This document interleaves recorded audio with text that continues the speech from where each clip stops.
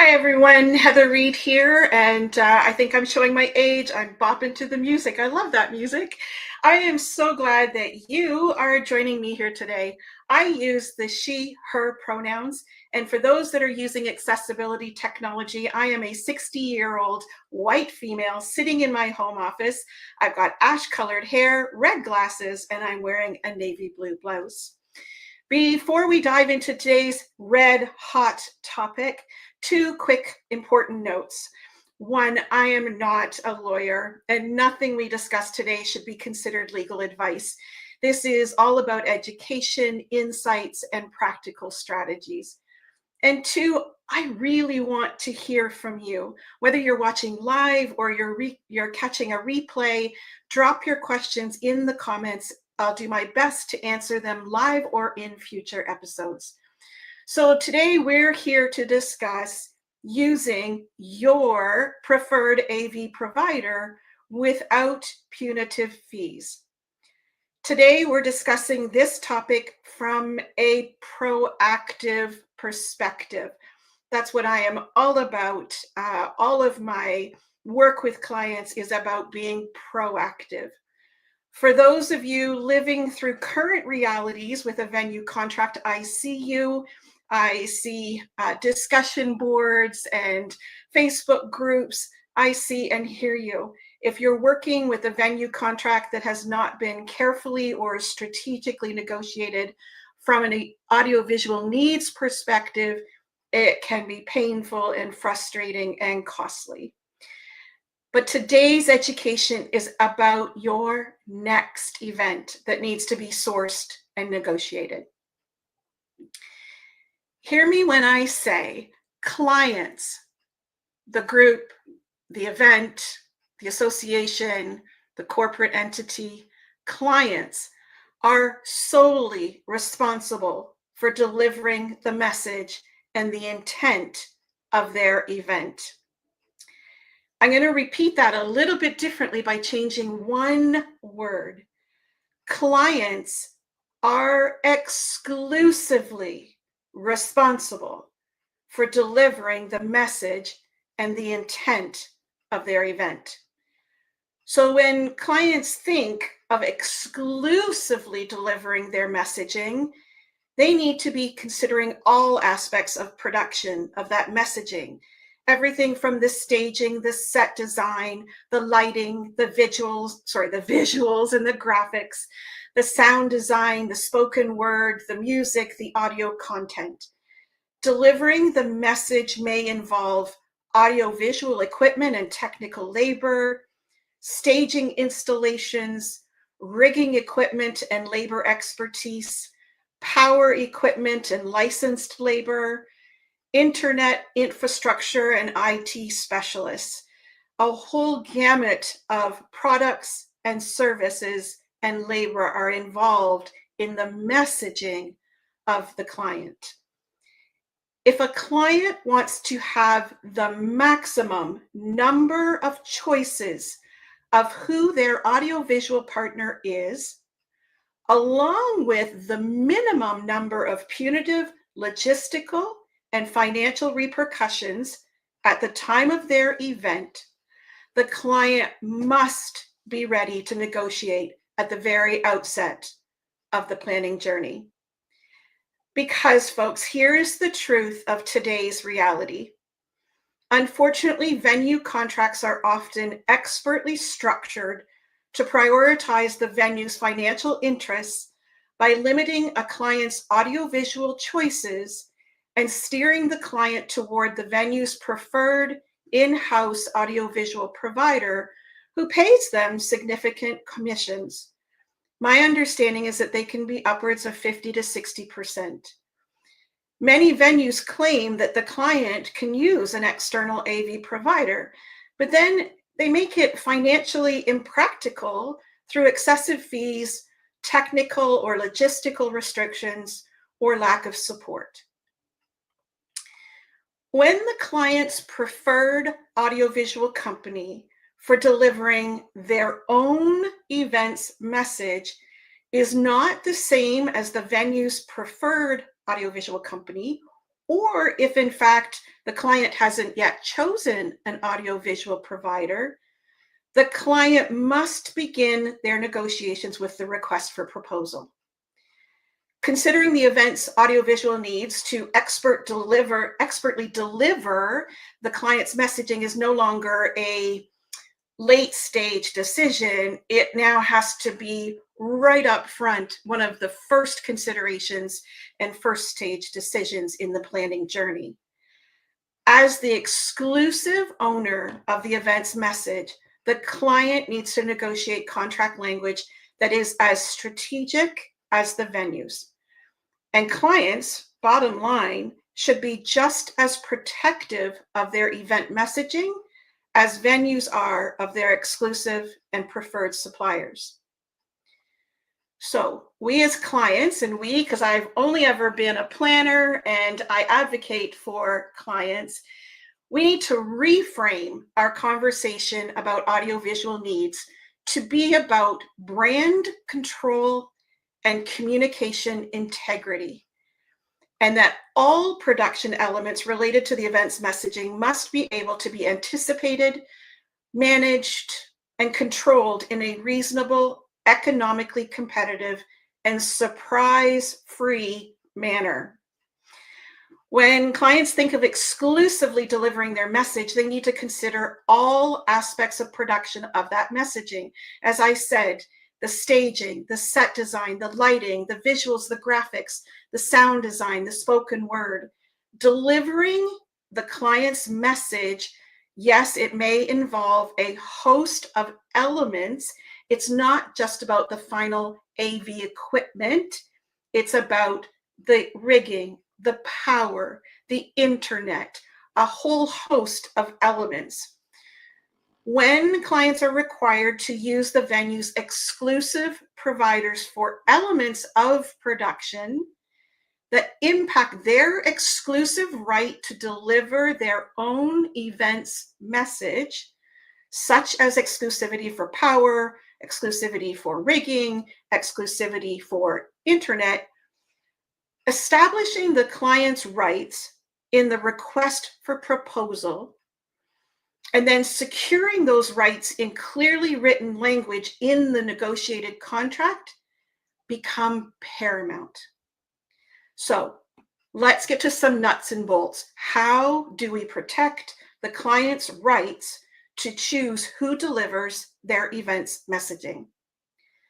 By taking at least 3 key actions. The first, by asking a lot of informed, pointed, bold questions in the request for proposal. Second, by requiring the answer to the client's very specific questions, requiring these to be included in writing in the venue's proposal, and also to state even further that the proposal will not be considered to be a complete submission if the section around audiovisual needs, both preferred and exclusive relationships, is incomplete. And then third, by negotiating the client's rights and the venue's answers to the questions that you've asked in the RFP and get those into the final contract before signing. So let's dig into action number 1. Ask a lot of informed, bold, pointed questions in the request for proposal about both preferred and exclusive services related to audiovisual. I think I put together 11, if not 12 questions. These aren't exhaustive, but I think you'll get a flavor of how proactive they are. So you want questions that dig into deep, uncovered, disclosed fees. You want questions that dig into venue practices and policies. And you want really to truly gauge the venue's willingness to negotiate if you shortlist them for your event. So question number 1, will the venue attach as an exhibit to the final contract a fact sheet that discloses all existing fees, surcharges, and/or penalties that are already associated with choosing an outside third-party audiovisual provider for non-exclusive audiovisual services. So I use that word exhibit, attach as an exhibit, strategically. An exhibit is a document that is not written in stone, but it is an example of a document to be used later. So if you are asking for full disclosure of all existing fees, surcharges, and/or penalties in a fact sheet attached as an exhibit.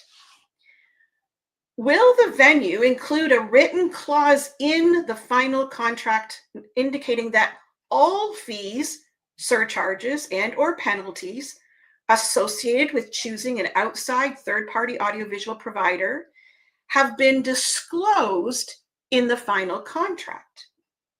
So this one is saying that you are asking for confirmation in writing that the venue has disclosed to you, the client, all fees, surcharges, and/or penalties associated with choosing an outside third-party audiovisual provider for the non-exclusive audiovisual services.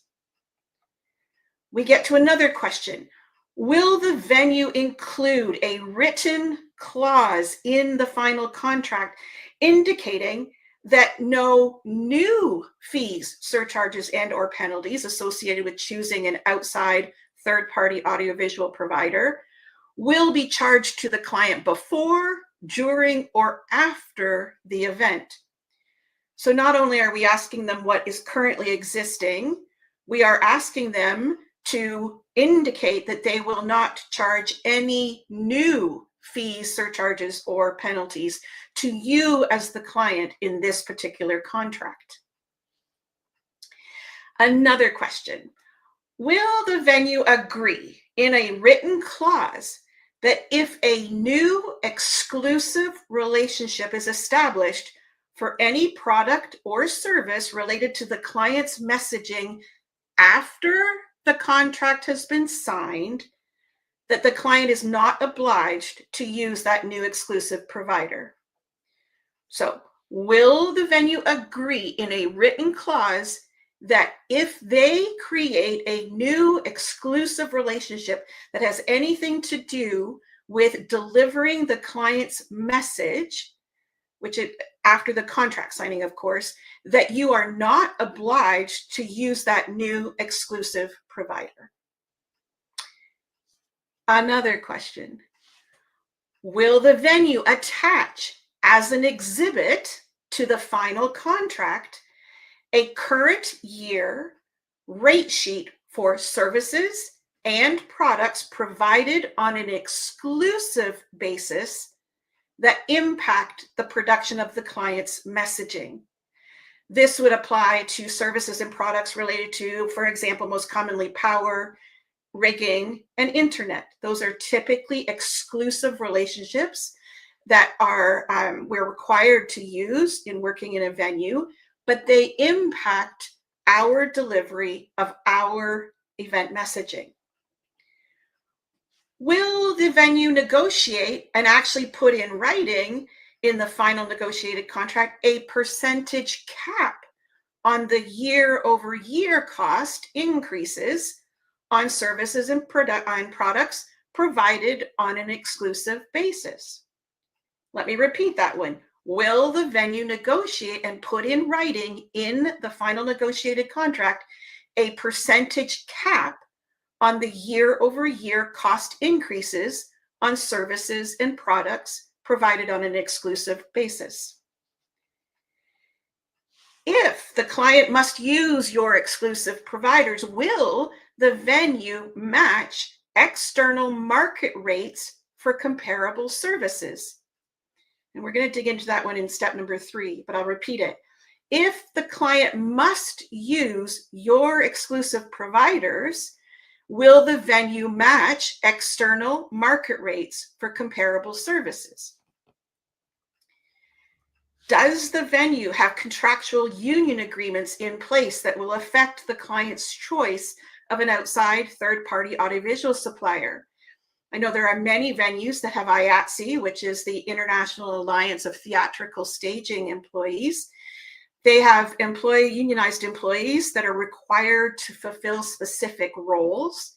What roles are specifically required and on an exclusive basis? What roles are not mandatory? What are the current year hourly rates of labor for those IATSE employees? Does the venue have restrictions about who can provide AV services to the general session room versus the breakout rooms? Does the venue have restrictions about when or how an outside third-party audiovisual provider can have access to the venue or the loading docks for ingress and egress, or to the meeting space itself, or to access to infrastructure such as lighting panels? Does the venue have restrictions as to where an outside third-party audiovisual provider's equipment and crates and empties can be stored? And then finally, one last, I think this is question number 12. If there are substantial performance issues with the execution of exclusive services or products relating to the client's delivery of their messaging, how will the venue mitigate the client's negative experience in terms of both on-site remedies and financially? And I think that one's a really important piece. If we are obligated to use exclusive service providers, we need to be holding the venues accountable for those levels of service and performance. So how will we remedy any shortcomings? So as you can see, my questions, I think they're pointed, they're informed, and probably bold compared to a lot of questions that get asked in RFPs. Really, there is no room for ambiguity on the part of the venue if they wish to secure the client's business. So that leads us into step number 2. Action number 2 doesn't need a lot of explanation. It is simply that the client requires the answers to their very specific questions to be included in writing in the venue's proposal. Otherwise, the proposal will not be considered to be a complete submission. And I think that's important to stress. You may end up working with an incomplete submission, but I know that when I was actively planning for 9 associations, national associations at one point, I didn't give a lot of credence to proposals that came that were half answered or half detailed. So really making clear that this would be considered an incomplete submission. And then lastly, action number 3, by negotiating the client's rights and the venue's answers to our questions into the final contract before signing. So for action number 3, not only would we want them to incorporate in writing the answers to our questions and put that in a format, it could be attached as an attachment, a standalone document that these are questions and answers that both parties agree to. But I want to give you 4 additional thoughts about how the client may also wish to negotiate the final venue contract in relation to preferred and exclusive relationships. So I would suggest that the client work with legal counsel to create a clause to be included in the final negotiated contract that speaks to 3 elements. The first element of the clause would be that the client is the exclusive provider of all messaging, branding, and content delivery associated with the event. The second element of that clause is that, therefore, the client should have the right to select service providers to ensure the integrity and the quality of their messaging and branding and content delivery. And the third element would be something around that in agreeing to do business in this particular venue, the client is agreeing to use the following list of exclusive service providers for the following services and under the following conditions. So you're listing out exactly what is on an exclusive basis, who the exclusive provider is, even if there are renewals of contracts before your event dates, as full information as you can. So you are claiming the right to be the exclusive provider of your messaging, and therefore are contracting with specific needs and rights. The second one, work with legal counsel to create a clause to be included in the final negotiated contract that allows for a competitive bid process for exclusive services.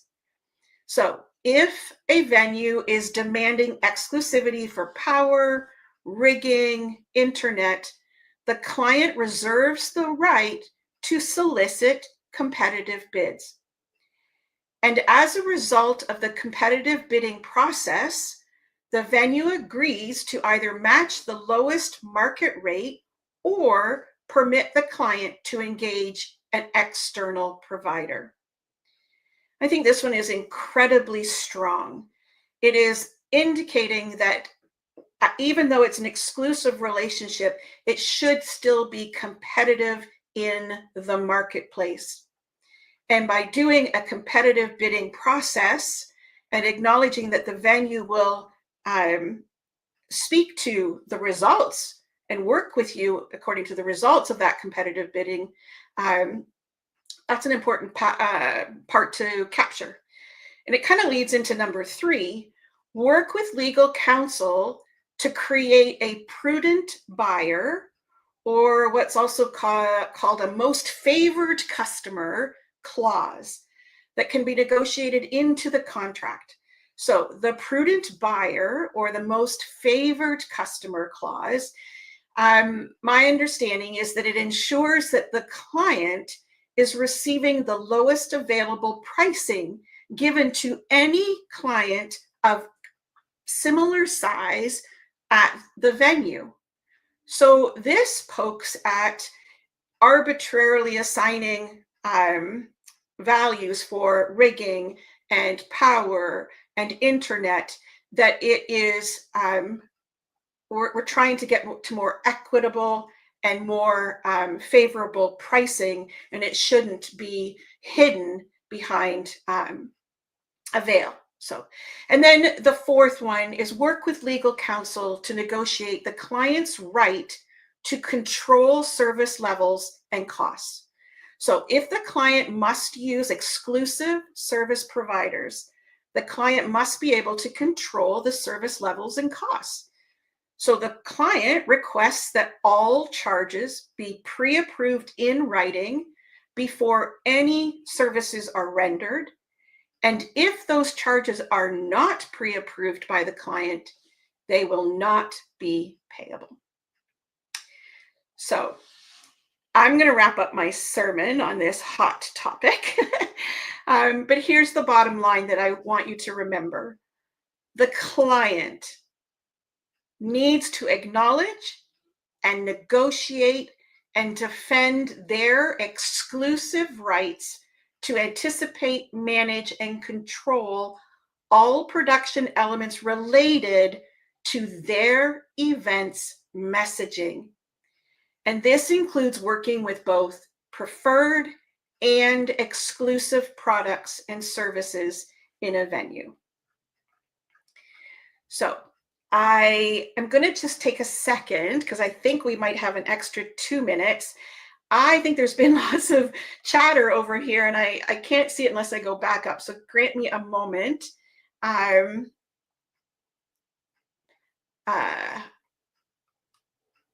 actions.